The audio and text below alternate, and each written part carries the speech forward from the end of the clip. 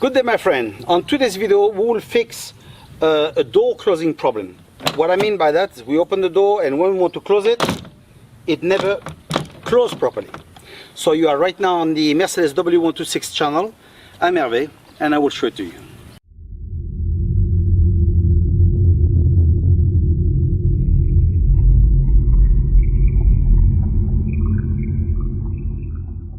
First off, we need to know the cause as to why the door is not closing properly. The problem is because of this part. The door, when it closes, it hits that part and it closes properly. Now you will notice that over the years, that part that's here, as you can see, it's missing. It's like a little plastic part that's there, and over the years, closing the door again and again, that part gets worn out and eventually disappears. And this is why you will have to slam the door in order to close it. So we will have to replace that entire part. Not too sure why we need to change that entire part, really, because this is actually good. It's just the inside that we need to replace.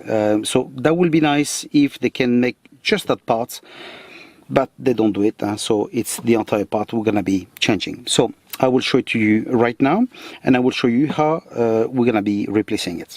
This is the part we're going to be changing, and as you can see, that's the part that's worn out. So here we got it perfectly. So now I know some of you will tell me, oh, we simply can replace this. Some people make a 3D print out of plastic. So basically we remove that inside part, we place this back inside, and we mount it back. Personally, I've done this on the W123, and this has been a failure, a complete failure. So I'm not sure if the plastic was not correct. I'm not too sure, but it didn't work for me. So this is why I would change the entire part. Okay. So now, this is the side for the driver. If you want to change the rear or the front, it will be the same part. But if you want to change the other side, the passenger side, that will be a different part. I will give you, of course, the part number. So like that, if you want to buy it, you will know what part to order.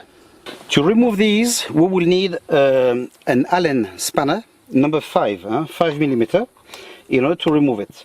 Make sure it's well fitted. But before that, I strongly advise you to use penetrating oil and soak it properly around the screw, around. I'm not sure if it will enter or not, but I'm advising this because usually they are a big pain to remove, and it's not uncommon that these screws get round up. So that's why just take every chance on your side to make sure it goes smoothly. So we'll soak all this nicely, we'll let it rest a bit, and later we'll try to remove them.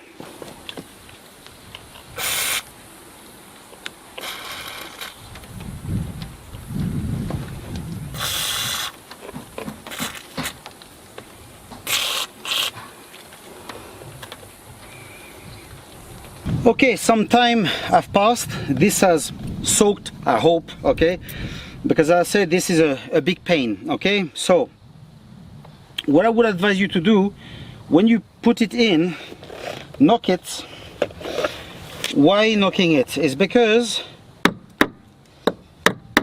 this will create a slight vibration, and with a bit of luck this will loosen. Okay, not guaranteed, because it's as I say, this gives a lot of problems.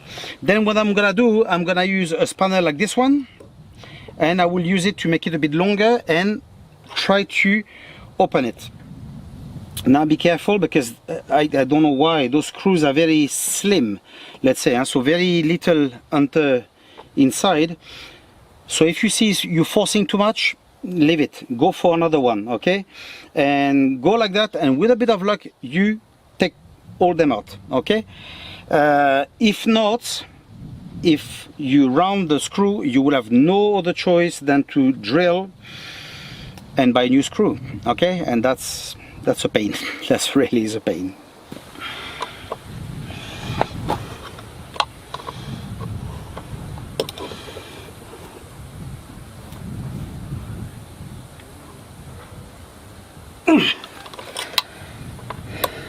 I don't have much luck. None of the 4 comes out. So I've even tried a ratchet, placed it inside, and it completely rounded. As I told you, it's a very common problem.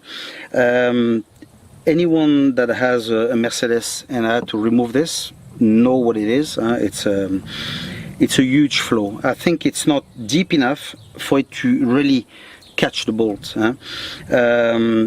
So it's a problem. So what I will have to do is now drill, take them off and take the part off, then eventually remove the rest inside. As I don't know how I will do it as yet, but yeah, it's a big pain. Okay, so I will now go to the dealership.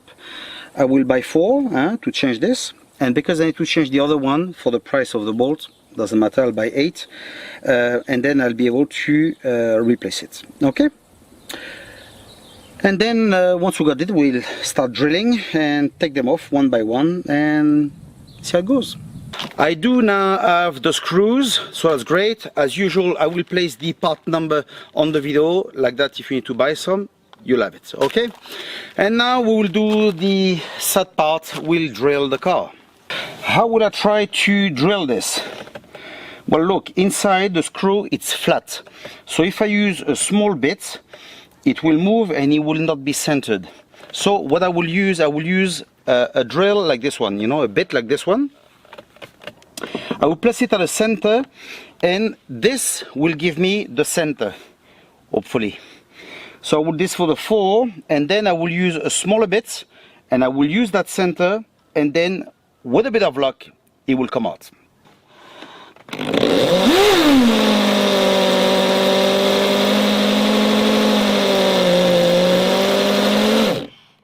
This is how I've drilled it at the moment.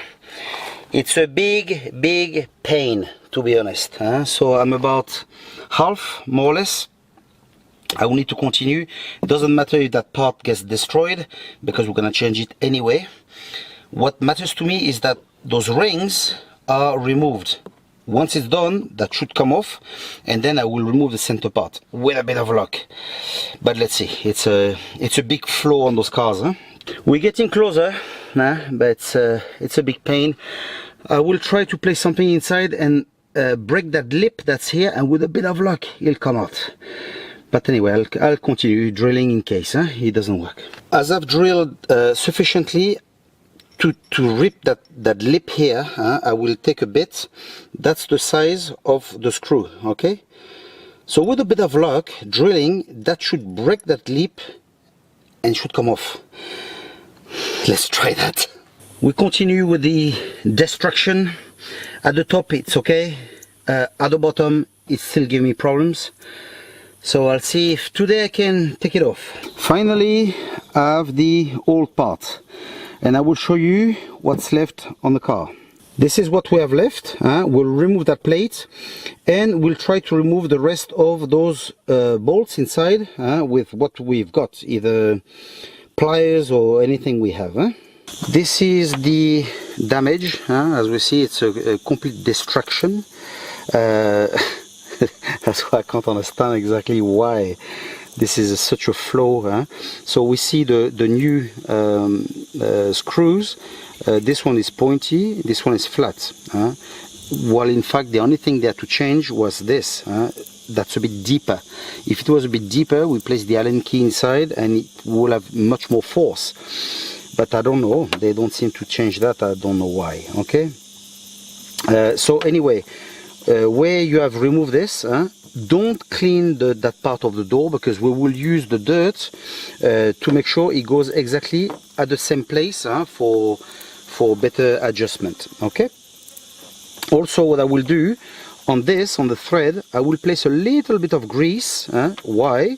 Because if you look at the old one, it's a bit, obviously it's very dry, and it's a bit of a slight rust on it, and obviously that's what makes it even harder. Okay, so I will mount it now and see how it goes.